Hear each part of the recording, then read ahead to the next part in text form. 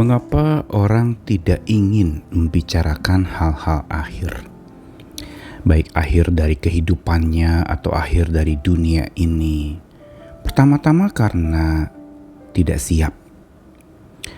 Mungkin bisa jadi karena sudah mapan dan menikmati apa yang sudah berjalan dan tidak mau berakhir. Mungkin hidup yang penuh dengan kejayaan, sukses, berhasil, dan semua sudah apa yang diidamkan diperoleh, dan dia tidak mau berakhir karenanya dia tidak siap untuk terjadinya akhir dari segalanya itu. Terlalu indah untuk diakhiri. Tetapi bisa juga yang kedua, kenapa orang tidak mau berbicara tentang hal-hal akhir? Karena kalau pertama tidak siap, yang kedua adalah karena terlalu gelap. Sesuatu yang tidak pasti. Setelah akhir lalu apa? Setelah akhir berarti punah. Akhir berarti bicara satu kebinasaan. Akhir berarti sudah tamat. Riwayat seseorang, riwayat sesuatu itu tamat karena sudah di akhir. Tidak siap dan dirasa terlalu gelap, akhir itu membuat orang akhirnya tidak mau membahas soal-soal akhir. Dan karenanya dia tidak bisa mengakhiri dengan indah. Padahal sebenarnya kekuatan seseorang bukan ditandai dengan bagaimana dia memulainya dengan semangat, tapi menjalaninya juga tetap dengan semangat dan mengakhirinya dengan indah. Banyak orang bisa memulai sesuatu dengan baik, tapi tidak dapat mengakhirinya dengan baik. Mengawalinya dengan keindahan. Misalnya pernikahan diawali dengan keindahan, tapi diakhirinya justru dengan kesusahan, dengan sesuatu yang buruk, dan tidak ada keindahan sama sekali. Yuk kita belajar bagaimana mengakhiri dengan indah. Saya Nikolas Kurniawan kembali menemani di dalam Sabda Tuhan hari ini dari surat Paulus kepada Timotius anak rohaninya. Pasal keempat ayat 6-8 surat Timotius yang kedua. Pasal 4 ayat 6-8 mengenai diriku. Darahku sudah mulai dicurahkan sebagai persembahan dan saat kematianku sudah dekat. Aku telah mengakhiri pertandingan yang baik, aku telah mencapai garis akhir, dan aku telah memelihara iman. Sekarang telah tersedia bagiku mahkota kebenaran yang akan dikaruniakan kepadaku oleh Tuhan, Hakim yang adil pada harinya. Tapi bukan hanya kepadaku, tapi juga kepada semua orang yang merindukan kedatangannya.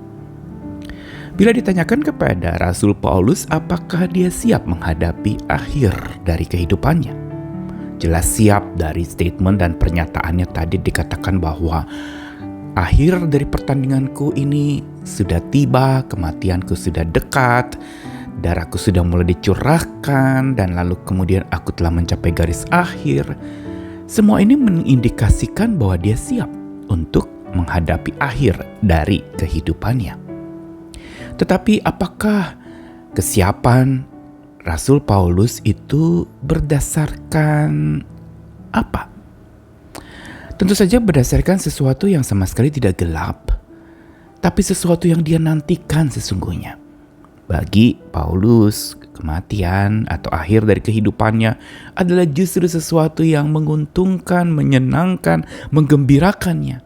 Bahkan di ujung dari akhir hidupnya itu tersedia mahkota kebenaran yang dikaruniakan kepadanya Tuhan, Hakim yang adil pada hari Tuhan. Dan itu juga diberikan kepada orang yang merindukan kedatangan Tuhan. Dengan kata lain, bagi Rasul Paulus, dia siap menghadapi akhir karena bagi dia akhir itu bukan sesuatu yang gelap, tapi malah terang gemilang buat dia. Pertanyaannya, bagaimana dia bisa tahu? Bagaimana dia bisa sampai begitu yakin? Padahal dia belum selesai. Padahal dia belum sampai di titik akhir. Dia hanya baru mencapai garis akhir, tapi belum melewati garis akhir itu.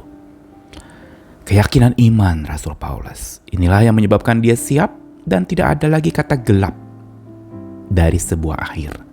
Baginya justru akhir adalah sebuah permulaan yang gegap gempita, indah bersama Tuhan yang Maha Cinta, yang penuh kasih kepadanya.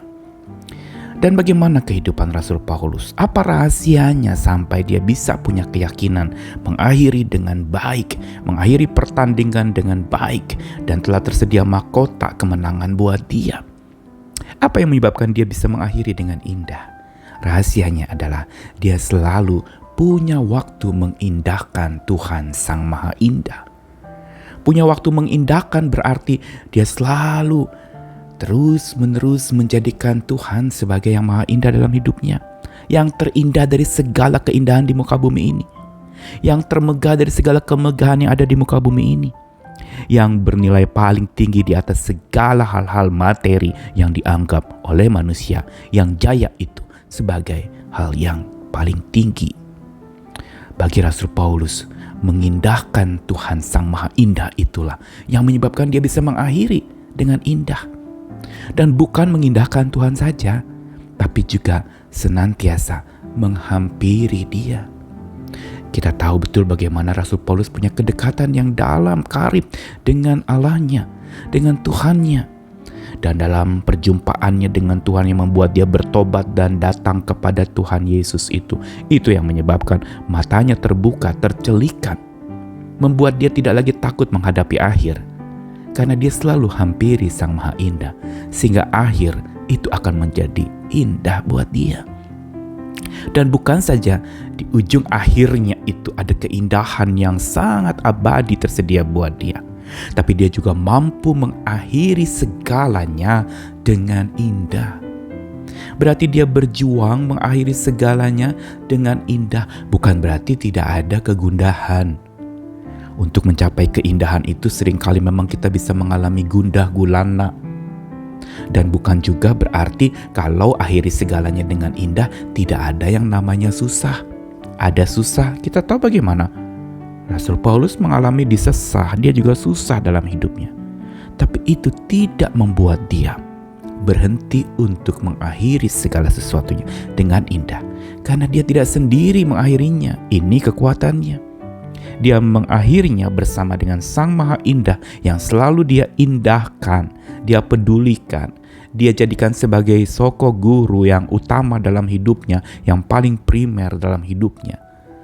Dan dia selalu menghampiri Tuhan dalam fellowship, persekutuan yang karib, yang membuat dia mengalami keindahan bersekutu dengan Tuhan, keindahan bersama dengan Tuhan.